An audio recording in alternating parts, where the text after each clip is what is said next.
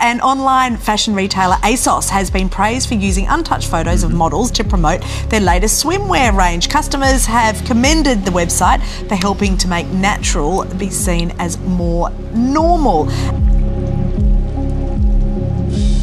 This feeling that women have of they don't want to turn into the sort of plastic fantastic that seems to be approved of by a certain group of females.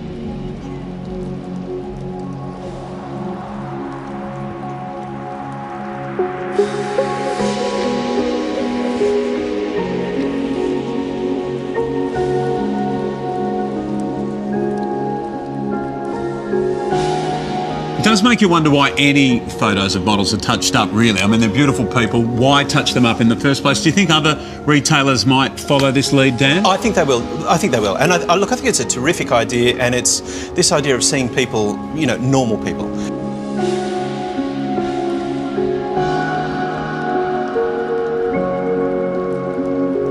Now, have you checked your social media already this morning? Chances are you have, and you're not alone.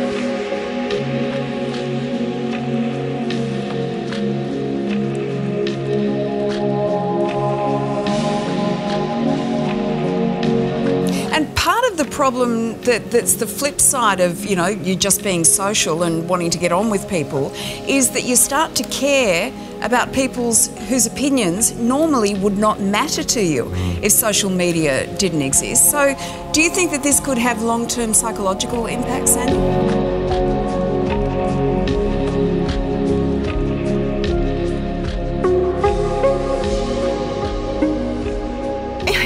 In a funny sort of way, Lisa, often because we're on social media, it makes people feel quite vulnerable because they overcare, they overshare. And with that vulnerability, they're increasing their desire to be liked. So every time you get a like, what you're wanting to do is get a serotonin or dopamine hit.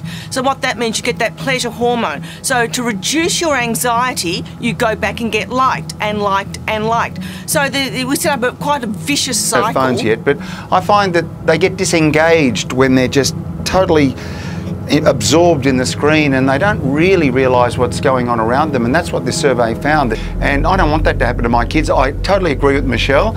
It's new technology and it's part of their future lives, but I just think we've got to be careful how much we allow them to absorb themselves in these sometimes mindless screens. Yeah. It just boggles my mind that people are able to wield this kind of power in someone else's local community. It sent chills up my body. Who in their right mind would want to have a cross taken down that's been there for, 60 years? The organization also wants Bibles and crosses inside the building removed as well. I don't think that it's our job as a society to change everything to make sure no one is offended. I really believe it's a slippery slope and we're really spiraling in it right now.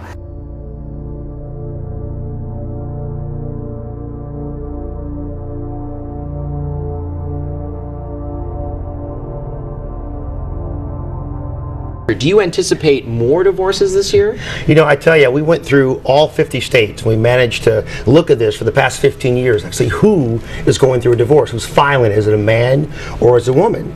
Well, states that kind of turned blue or red, we found an increase in divorce filings for those which were blue states versus red states based on how that election went.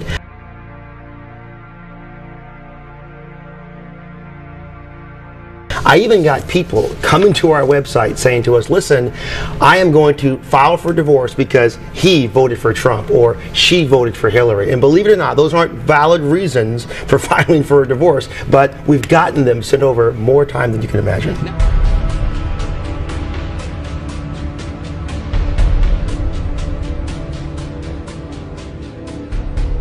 Brand new video this morning showing the moment a car rams into the Arkansas State Capitol, destroying the Ten Commandments monument. The suspect is now in custody, but the community, of course, is still rattled as this act of violence comes less than one day after that statue was unveiled.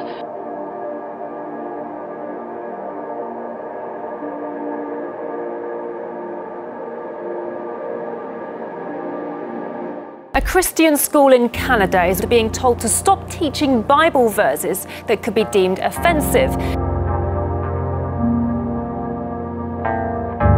So in fact, there's this changing of the guard when it comes to the young generations. When you look at those that are retirees, those aged over 65, still more than 70% of those adhere to Christianity. So you're seeing that shift, that increased globalisation, that secularisation that's happening, where Australia is really following the lead of what's happened in many parts of Europe. More than a dozen new laws took effect today, but one in particular has gotten national attention. Governor Matt Bevin publicly signing House Bill 128, which allows public schools to teach courses on the Bible. The scriptures is always positive things, positive influences, positive, and kids need to have some positive influence these days.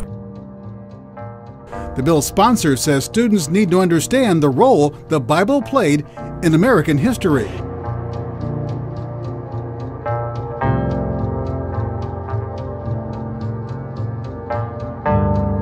Really did set the foundation that our founding fathers used to develop documents like the Declaration of Independence, the Constitution, the Bill of Rights. All of those came from principles from the Bible.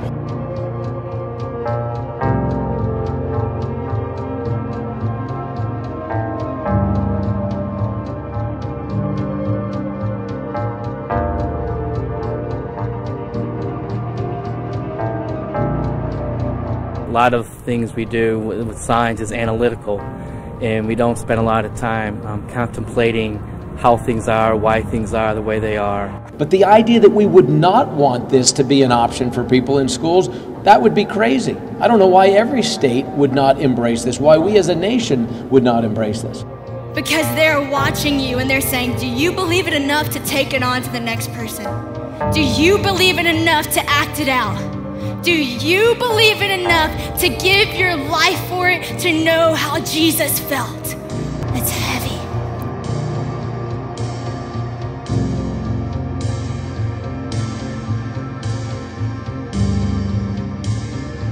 But Eubank had to get to the little girl,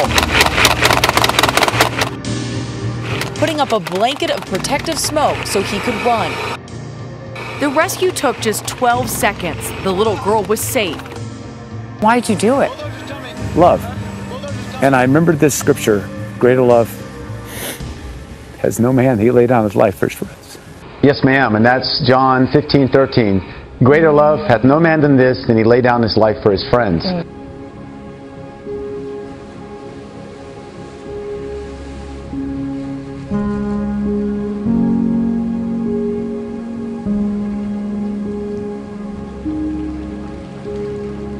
The local authorities say passages in the Bible that denigrate or vilify one's sexual orientation should not be studied in class. The school disagrees, however, saying the ban would violate its constitutional rights.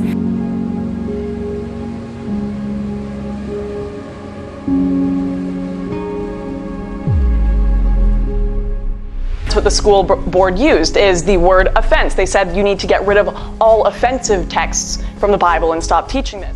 And I walk up to this man.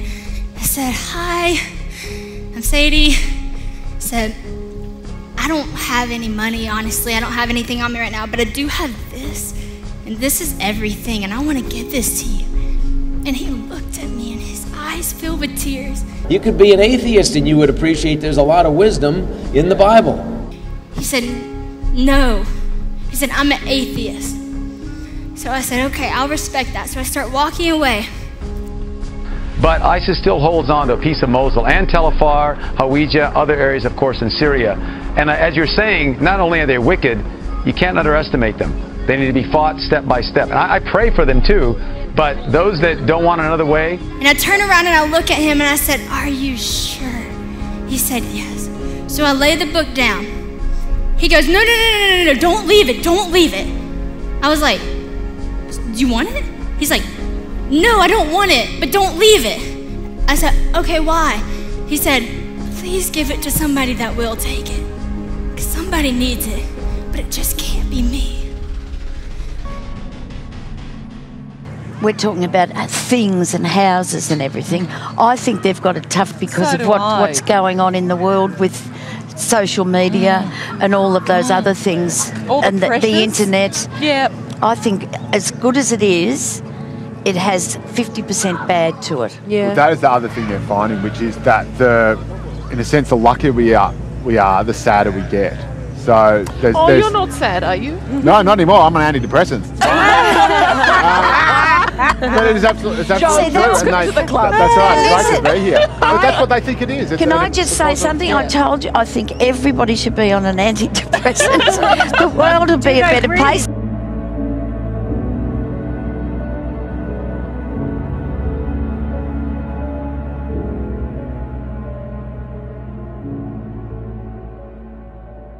This truly unique event marks the end of Mona's Dark Mofo Festival, a 2-week celebration of the dark, the cold and pushing the boundaries.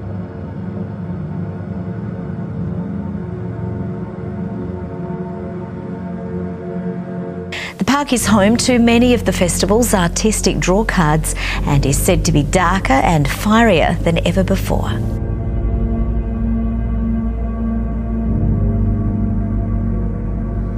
Well, for the last 2 weeks, sunrise and sunset in Hobart has been marked by an eerie, echoing call.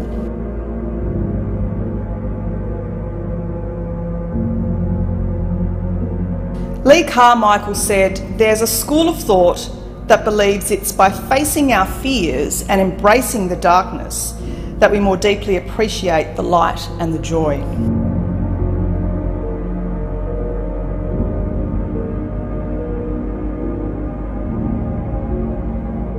2017 was the 5th year that Hobart has played host to Dark Mofo.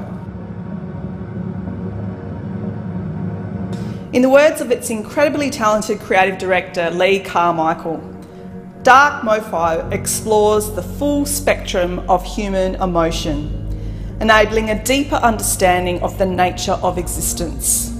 Indeed, the entire city has been booked out. Hotels, restaurants and transport businesses all benefited from this festival. And indeed, it was bringing light out of the darkness.